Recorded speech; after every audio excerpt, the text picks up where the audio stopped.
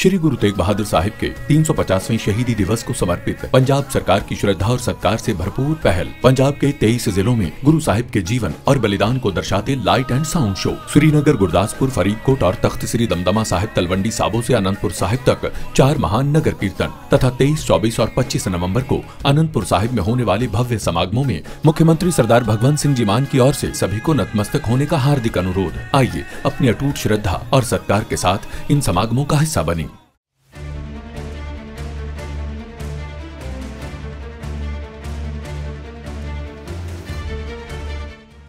राजधानी दिल्ली में बढ़ रहे प्रदूषण से सांस लेने में दिक्कत जैसी समस्याएं अब लोगों को आने लगी है।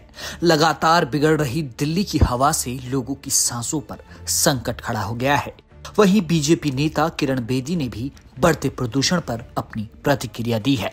बता दें कि बीजेपी नेता लगातार आप सरकार को दिल्ली के बढ़े हुए प्रदूषण पर जिम्मेदार ठहराते आए हैं, लेकिन इस साल विधानसभा चुनाव जीतने के बाद बीजेपी सत्ता में आई तो विपक्ष भाजपा से अब लगातार सवाल कर रहा है कि केंद्र से लेकर दिल्ली और निगम तक आपकी सरकार है, तो फिर प्रदूषण पर कंट्रोल क्यों नहीं किया जा रहा, इसकी क्या वजह है।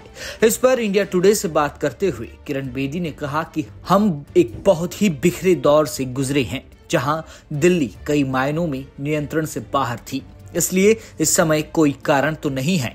सभी पड़ोसी राज्यों के साथ तालमेल और सहयोग हो सकता है। इसमें यूपी, राजस्थान, दिल्ली, हरियाणा, पंजाब के 24 से अधिक जिले जुड़े हुए हैं। बता दें कि किरण बेदी इससे पहले केजरीवाल को प्रदूषण के मामले में घेरती आई हैं, लेकिन अब उन्होंने यू टर्न लिया है और माना है कि मौजूदा सरकार में भी स्थिति बेहद गंभीर बनी हुई है। उन्होंने कहा कि उन्हें पहली बार एयर प्यूरिफायर लेने की जरूरत पड़ रही है। किरण बेदी बोली, बात यह है कि क्या मैं अपने घर में एयर प्यूरिफायर के साथ कैद रह सकती हूँ? मैं रोज शाम को टहलने जाती हूँ, मैं अब टहल नहीं सकती। मैं बाहर जाकर वॉक नहीं कर सकती।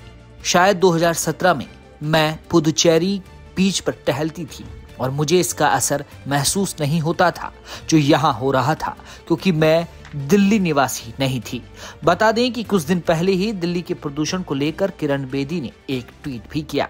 किरण बेदी ने लिखा, गंभीर प्रदूषण से जूझ रहे हैं, प्रार्थना है कि भारत के प्रधानमंत्री हस्तक्षेप करें और पंजाब, हरियाणा, राजस्थान, उत्तर प्रदेश और दिल्ली के मुख्यमंत्रियों को एक साथ लाएं, ताकि वे अपने अपने क्षेत्रों में जो कुछ भी कर सकते हैं करें और उन्हें जवाबदेह बनाएं।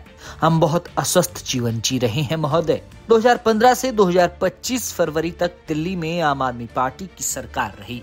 इस दौरान दिल्ली में बढ़ते प्रदूषण का जिम्मेवार केजरीवाल और आम आदमी पार्टी को ठहराया जाता था, लेकिन पिछले 9 महीनों से दिल्ली में बीजेपी की सरकार है। ऐसे में सवाल बीजेपी से ही पूछा जा रहा है।